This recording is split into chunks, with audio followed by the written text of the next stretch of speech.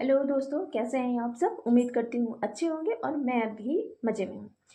आज मैं आपको लेकर चलती हूँ अपने ऑफिस के वुमेंस डे कंपटीशन पर, जहाँ पर महिलाओं के लिए बहुत सारे कॉम्पिटिशन्स रखे गए हैं। मनोरंजन की व्यवस्था है। तो मैं चाहूँगी कि आप भी मेरे साथ बने रहें और इस प्रोग्राम का लुत्फ़ उठाएं। तो चलिए मिलते हैं। दोस्तों, हम पहुँच चुके हैं अपने क्लब पर और यहाँ पर कुछ हमारे छत्तीसगढ़ में महुए के बहुत सारे पेड़ लगे हुए हैं और उनके फल मैं दिखाती हूँ। इनसे बहुत सारे डिशेस भी बनाई जाती हैं हमारे छत्तीसगढ़ में, सरगुजा में। और ये मेरी फ्रेंड महुआ तोड़ते हुए जस्ट अ जोक। वो हमारे प्रोग्राम की डांस की तैयारी थी टुकनी लेकर। और हम पहुँच गए हॉल में और हम पहुंच गए हैं उस हॉल में जहां पर मिलेट्स के कंपटीशन रखी गई है। और यहाँ पर हमारी दीदी अपने बाल सेट करते हुए, ताकि खाने पर कोई भी बाल ना आ जाए।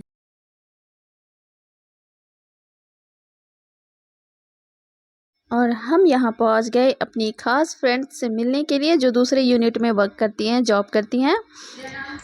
मिलकर बहुत अच्छा लगा। यहाँ पर हमारे कुछ कविता की प्रतियोगिता थी, तो मेरा प्रेजेंटेशन था यहाँ पर। कविता का शीर्षक है नारी क्या नहीं है। नारी के रूप। नारी कभी सीता, कभी सावित्री, कभी अनुसुईया का उल्लास है। नारी कभी लक्ष्मी, कभी सरस्वती, कभी दुर्गा शक्ति का विश्वास है। अगर नारी बिगड़ जाए तो चंडी काली, और बिगड़े तो फूलन देवी का भी वास है। 8 मार्च अंतर्राष्ट्रीय महिला दिवस।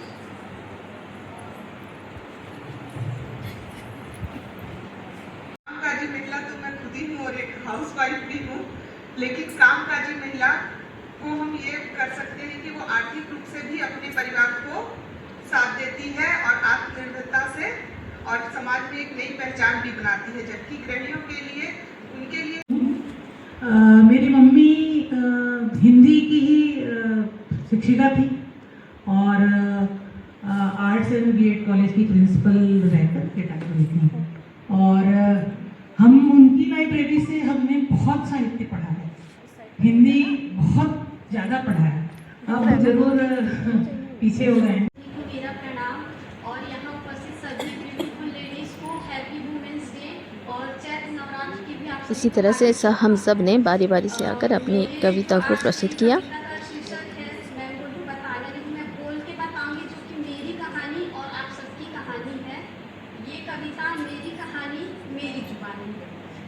आज की नारी अब अबला नहीं, वह खुद अपना आधार है।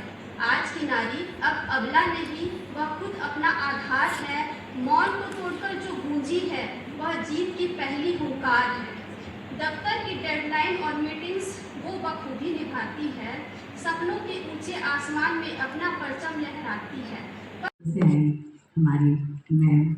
और ये हमारे एरिया के जीएम मैम, जो मुख्य अतिथि के रूप में यहाँ पर आई हुई थी और बहुत ही अच्छी बातें हमारे बीच में रखी। एक शक्ति के रूप में अपने आप से ये कहना होगा कि आज जितनी भी बातें हुई, ये एक सीख के रूप में बोला जाए, या हम पढ़ करके बोलते हैं, या हम दिनचर्या में लाते हैं, या हम इसको रोजमर्रा जिंदगी में रखते हैं, अपने बच्चों को सिखाते हैं, बट इसको अपनाते कम हैं। आज वुमेन्स डे पर डॉक्टर अनुपमा ने बहुत अच्छी प्रस्तुति करने का हमारी महिलाओं को मौका दिया। बहुत अच्छा लगा। अपने मन से तत्कालीन भाषण हो या कविता के रूप में हो, हम लोगों ने प्रस्तुति दी और सभी ने अपने दिल की बात रखी। और सबसे बड़ी बात मुझे दिल से छू गई, सबसे बड़ी बात, जिन्होंने सत्य रूप में अपने दिल की जो बात रखी, शिवानी ने, वो सत्य घटना पर आधारित, ये सीखने की चीज़ है। हम जब जन्म लेते हैं ना, और जन्म लेकर के 20 साल की, हम लड़कियों का जो जन्म होता है 20 साल परवरिश के बाद अचानक उस घर में ठेल दिया। और यहाँ से तैयार है हमारा मिलेट्स प्रतियोगिता, जहाँ पर सभी लोगों ने अपने अपने हाथ से बनाए हुए व्यंजन लेकर आए हुए थे, अपनी कला का प्रदर्शन किया।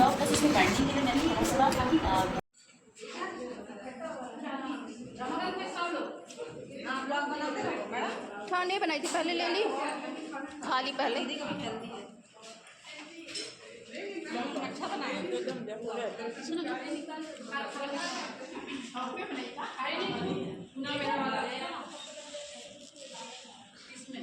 और ये है हमारे छत्तीसगढ़ का प्रमुख डिश रसौड़ा। और ये कुछ छेने की बर्फ़ी, लस्सी, छाछ, बहुत ही स्वाद। जजमेंट के बाद हम लोगों ने भी टेस्ट किया, बहुत ही स्वादिष्ट लिज़्ज़तदार खाना था। सबके हाथों में जादू है और एक से बढ़कर एक व्यंजन बहुत ही लाजवाब था। ये सैलेड, आलू के पराठे, पालक के पराठे।